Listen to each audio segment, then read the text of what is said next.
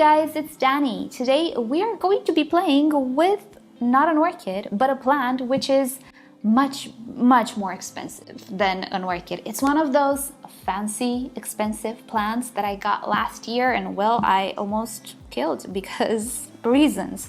I'll tell you why. So what I did was I tried to propagate it and give myself another chance with this plant because it costed a lot of money. It's like, I can't believe I even did this, and it's not the only plant. But you know, it's how the story goes. Sometimes we need to lose a few plants in order to learn. Let's not drag this further. What I have here is a Philodendron melanochrysum baby or offshoot, because the main plant is no longer. What you see here is the main stem with offshoots from the stem. Yeah, oh boy. So I thought to take you guys along because I will be making some other houseplant videos here and there once in a blue moon. I don't know, depends on your response, depends if you're gonna like it. So since I have them, I will make some videos on them as well. Hopefully those of you who are interested in these plants or already have them, hope you'll enjoy them. I'm not the expert in these plants, as I guess you can tell.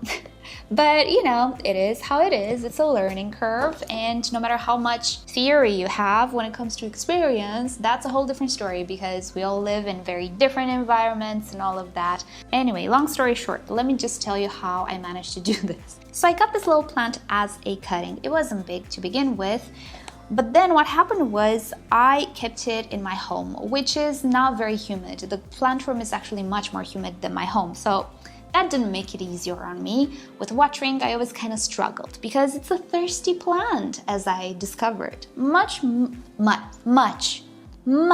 thirstier than any of my orchids, I think. So strike number one, my unavailability to water. Strike number two, thrips. This is a velvet-leafed plant, and my whole little trick, where is it? There it is. I got myself a big bottle this time.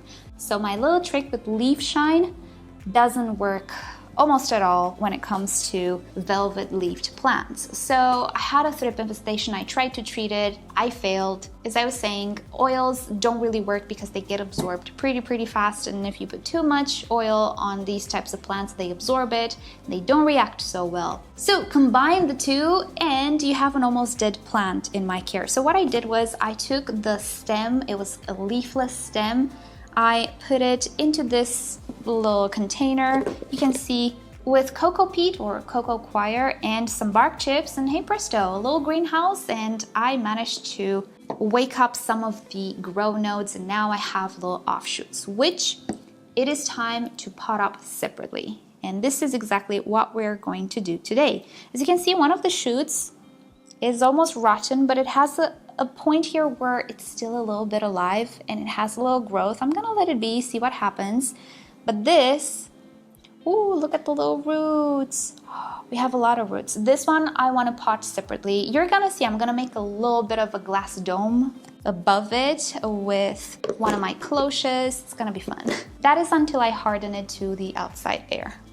All right, so I will pot it in tiny little pot at first. This plant will grow super big. You cannot believe how big it actually grows. If you don't know anything about it, just Google it, see some images, you'll see what I'm talking about. But for now, this is enough. So what I will do is unroot it a little bit. There we go. Well, look how tiny it is. And what I want to do is just cut this stem like so. I'm gonna leave this here. I don't want to remove it from the stem because I'm pretty sure I'm gonna break something. So I'm just gonna cut the stem around it, as it were. There you go. And even if this starts to rot inside the medium, this plant grows very fast. I'm gonna have to repot it pretty soon. Just gonna leave these be. Cocoa peat and bark. I'm actually gonna do a bit of a mixture inside the pot. That was a little weird, right? I should have gotten myself a different container to mix them. It's okay. So I'm gonna pot it here. I'm gonna hold it to set the level. Put the medium around it. I do actually want to offer just a little bit of slow release fertilizer. 1, 2, 3, 4 beads. That's what I'm gonna offer it. So I'm just going to continue to add soil or medium potting mix, however you want to call it, around the little plant. Let's not bury the beautiful leaves. All the roots though need to be in the medium, and voila! Look how pretty he is. Right, so I'm gonna keep him in the decorative container. I will give him a good watering. Let me show you the little greenhouse. And here he is, potted up and watered, and his little greenhouse will be this glass cloche, which many of you guys know I really like. I actually like glass. So until now, he has been sitting in that container, lid closed. I opened it once every few days to refresh the air, but he has been living in very high humidity conditions. So if I just pluck him out of there and put him in the room, particularly in bright light, he's really not going to appreciate it. And I'm pretty sure there will be a shock. So I'm trying to minimize that. I'm gonna keep him under the cloche for now. And as he grows, I'm gonna put some stoppers underneath and let more and more air seep in until one day he can live in the same air as I do. So for now, that's about it. I'm gonna keep you updated actually. I'm gonna pick up this video when I have some more foliage to show you at least. For now though, I'm gonna put him in my beautiful shelf behind me and he's gonna look great. Alrighty, so let's just pick this up when I have more stuff to show you. So here we are a few weeks later, and oh boy, don't I have a good update for you. Here is my little boy. This is how the melanochrysum looks now. We have a brand new leaf forming here, and I absolutely love how the new leaves look like on this plant. They are very orangey red. Ever since that video though, this melanochrysum grew this leaf, and I'm hoping this one will be even bigger.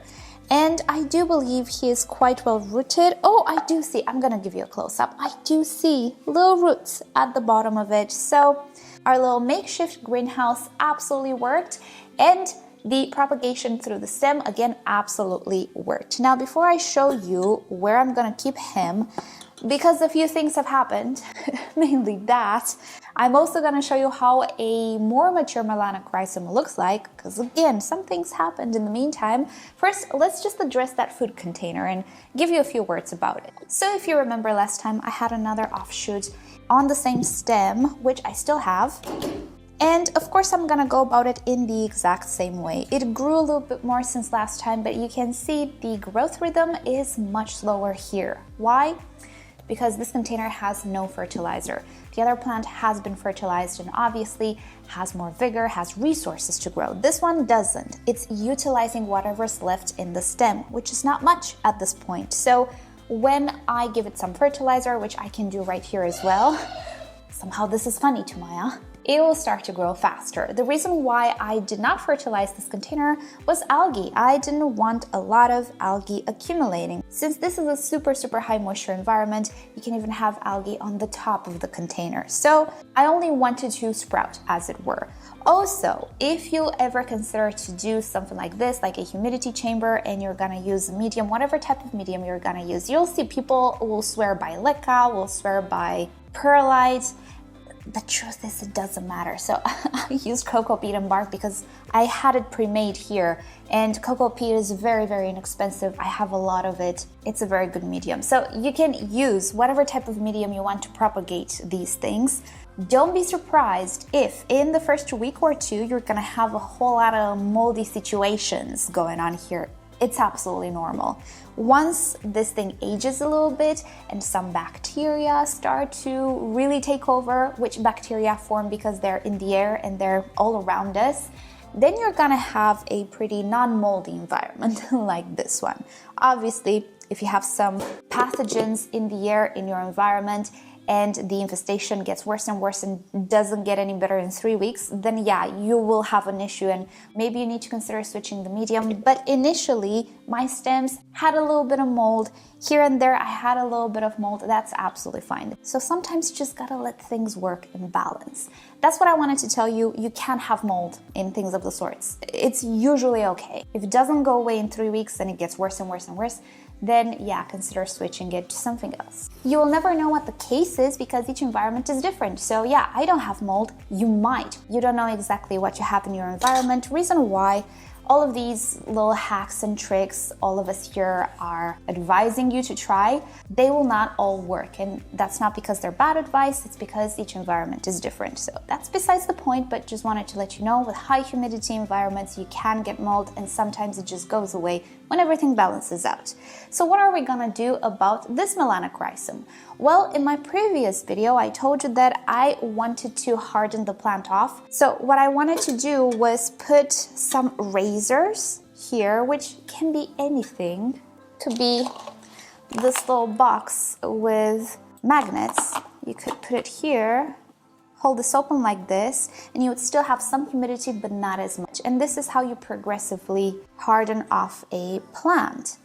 But as I was saying, things have happened in the meantime, and whoop, look at that. Obviously, because this is metal. So what I will do is put this plant in the rootstock cabinet that I recently set up. If you missed that video, check it down below in the description if you're curious.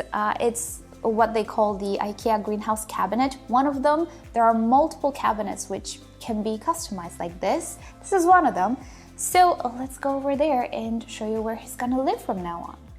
So for now, he will be living right about here. Well, maybe behind these African violets that I'm propagating. There we go. That is where he will sit.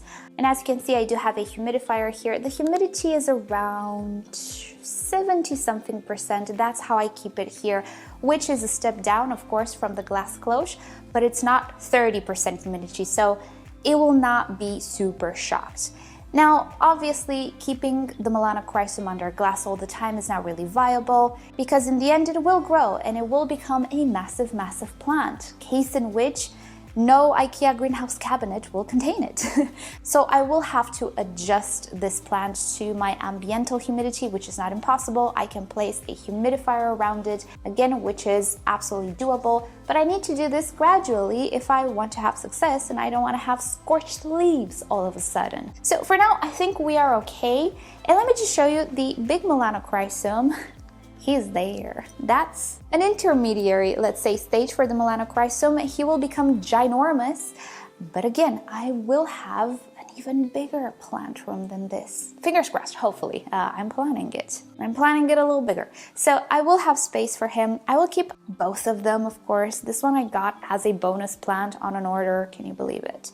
But this is my original and first melanochrysum. I wanted to save it. This is not a plant you just toss away in the garbage. And whatever excess I have, because I have another little offshoot, I will give away for somebody else to enjoy, because this is an expensive, expensive plant. We don't throw these plants. We don't throw plants if we don't have to, generally speaking, right? Might as well grow them a little bit and sell them if you don't want to give them to a friend. Anyway, so that's about it for today. Thank you guys so much for watching. If you've ever, in the instance where your melanochrysum loses all of its leaves, gets attacked with bugs and everything, don't give up the little stem because it can grow brand new offshoots. What it needs is high humidity. If you can provide that high humidity with whatever type of container you have, then that's great. You have great chances of saving it, starting your plant over, and moreover, propagating it, obtaining even more plants. How about that? So don't throw the stems away.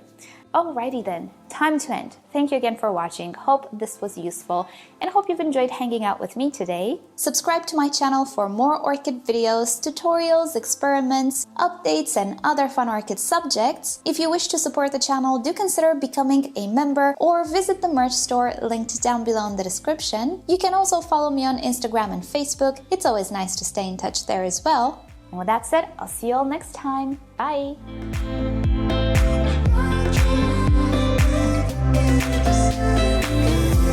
Thank you.